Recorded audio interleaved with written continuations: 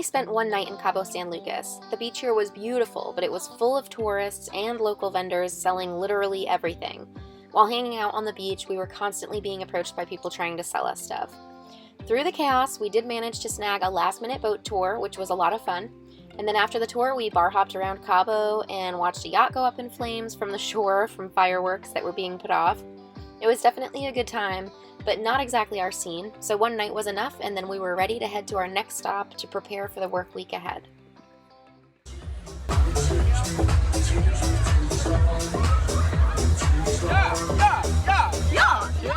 While in Cabo San Lucas, we stayed in a dirt parking lot just off the main beach and strip.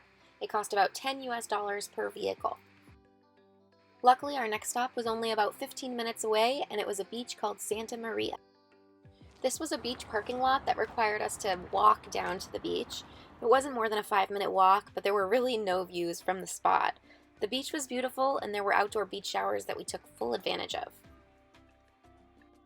After a week here, working during the day and hitting the beach in the afternoons, we were ready to be off of pavement and began scoping out our next spot.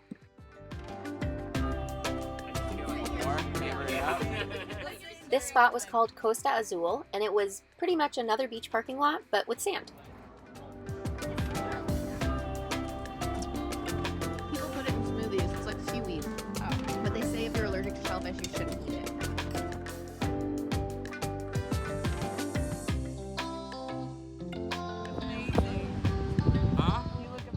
This beach was not as clear for snorkeling as the other beaches, but it had great waves and was a lot of fun. The only problem with this spot was that when the sun went down, the volume of people's music in the parking lot went up.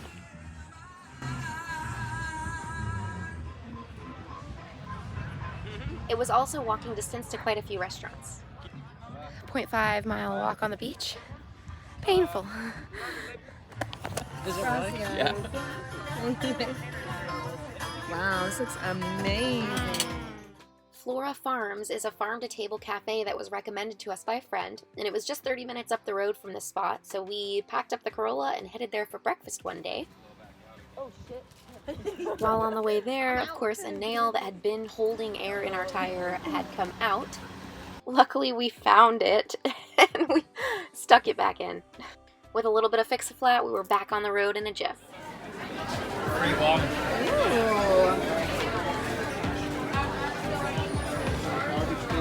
Oh, yeah.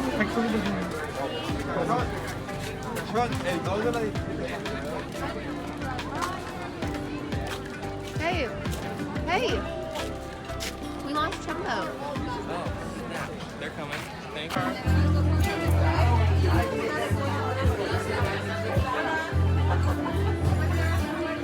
Thank you so much. Wow, that's a charcuterie. Ooh, I love charcuterie. Yeah, I'm sure Instagram really wants to see the drip. Drip. You guys don't show enough egg drips on your stories. Drip. Can I get a cup of Hi. Oh, he's so cute. 3 bags, that's it. We even got to walk around the garden. It was so beautiful.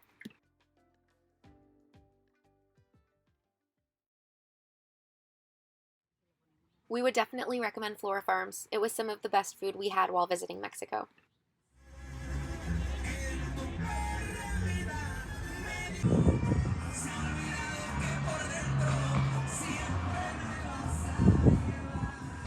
And we're heading about an hour and a half away from Costa Azul back up north to Ribera. It's not Ribera. Ribera. Yeah, Ribera. Public beach. So we're hoping it'll be a little quieter. This last spot was awesome. We stayed for I think 6 days. Really good service, like maybe 100 yards to the beach. A really nice beach that's swimmable. Some really like fun waves to jump in and boogie board on. So we would have probably stayed longer, but apparently that's like the hangout spot for lots of locals. And when I tell you that it was loud, it was like so loud, like all different kinds of music playing at once. So we are relocating in hopes that we'll find another beach spot that is equally as like swimmable and awesome. but maybe a little quieter. We hit a grocery store and then went to our next spot.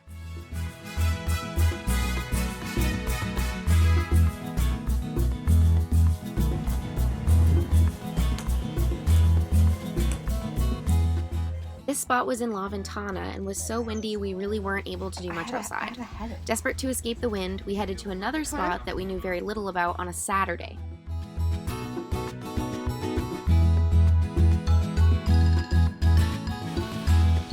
Look at this beautiful spot. I know you just want to get outside. We just drove all the way to this really beautiful spot for one night because we have to work on Monday and today's Saturday and it has no service. And there's like no level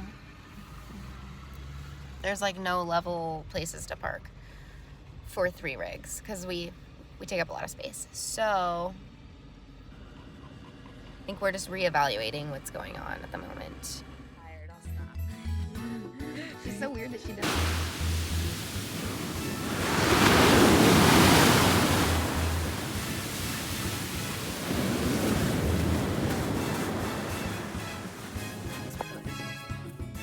Because I don't think I've been here with your bed now.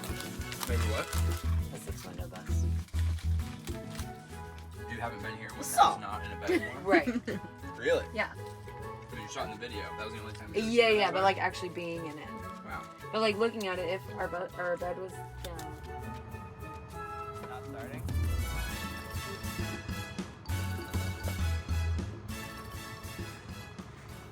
Bus just gave us a little scare, but we got it started. Well, Miles got it started. We are rushing out of this spot that we came to last night. It was a really nice stay, but we didn't really enjoy the beach. Yeah, because this beach doesn't have any service and we all work. So we have to go to another spot. We're gonna go back to another spot we stayed at in La Paz. And then we're also gonna go try to get brunch if we can get there in time at this place called Maria, California that we went to. And they pretty much have the best breakfast burritos. So pretty stoked about that. And yeah, this is the bus. Well, aside from garbage, this is what it usually looks like when we're traveling in Mexico because everything comes flying off. So we take just the pantry down pretty much, put everything that'll fall on that. And I actually forgot this soda stream needs to be moved. Candle. And Kona drives with me, which I love because she's my little ride or die. Luckily, we made it back to the spot in La Paz that we had been before in time for brunch and to enjoy the beach before the work week.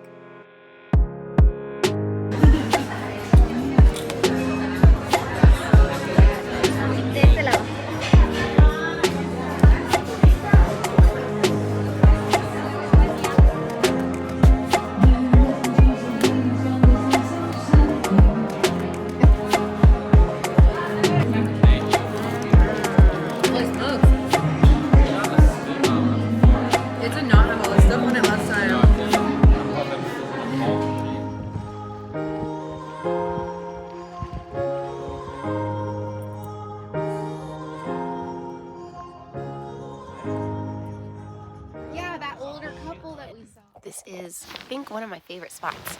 I have to work today because it's Monday, but oh my God, this window is so dirty. If you can even see through that. It's so beautiful.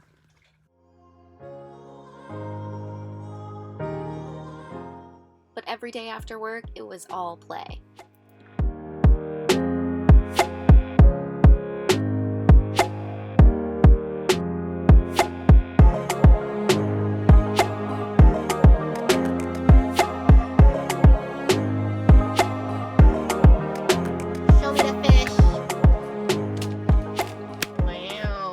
Yellowfin tuna.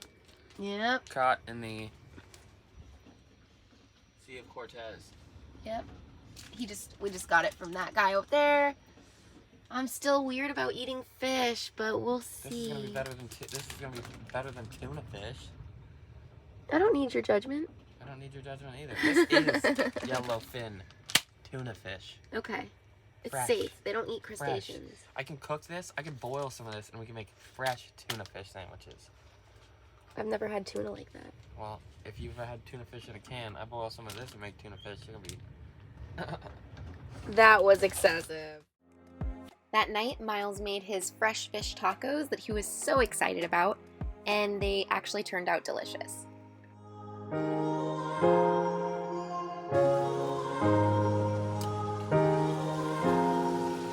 Mamma mia. Here we go again. That's yours.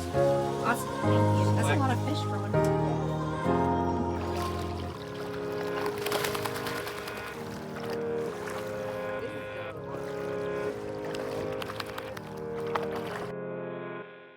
It's very common for beaches in Baja to have either restaurants or bars on the beach, and this spot had one of those as well. Really good food, but service is super slow. So we're at the spot, and there's people sitting on our back deck, just like chilling, and they're moving the whole bus because they're like sitting and going up and down. So now we have to figure out whether we're gonna go out there and ask them in Spanish to try to maybe not do that, or just deal with it. I don't want to make enemies, but it's kind of annoying. I might just open the window and blast music. That sucks. Or just put on our show and put it on really loud. They're not gonna give a fuck about that. Let's be passive. Let's be passive, because that always works so good. I think being These stupid guys that pulled up in the Beamer and were giving us looks. What kind of looks? Bad The whole looks? family is gone. It's just the dudes. It's just the guys. Okay. in the Beamer. The guys that pulled up late that think they're cool. All right. I think we should just go ask them to move. I think they'll take it better from you than me.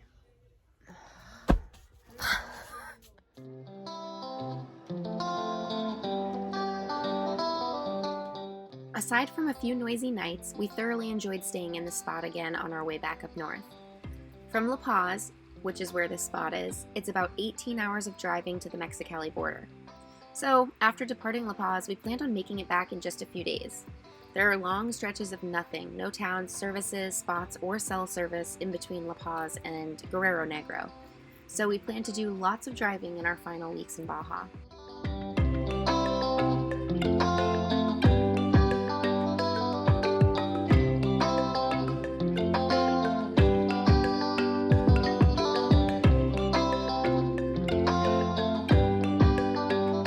Military checkpoint.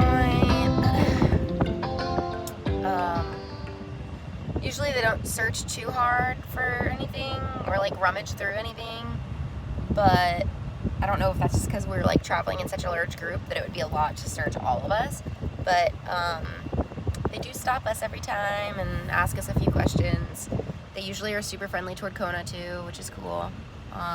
They all seem fairly nice. So, well, everyone has said it's harder to come back from going south, and that was the first stop they've ever made me get out of the car and make Kona get out of the car so that they could search. So he did actually a pretty thorough job searching. We have a literal trunk full of garbage at the moment, so he opened it and I'm sure thought we were pretty trashy, but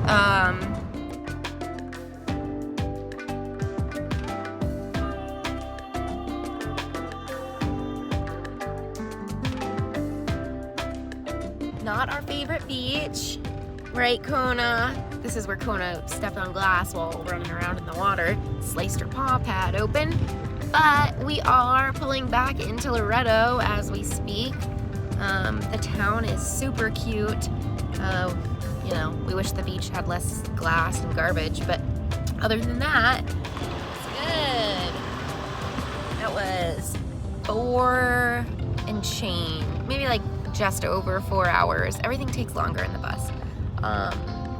And I'm trying not to drive more than 4 to 5 hours in a day on our way out because of what happened last time. So, we'll see.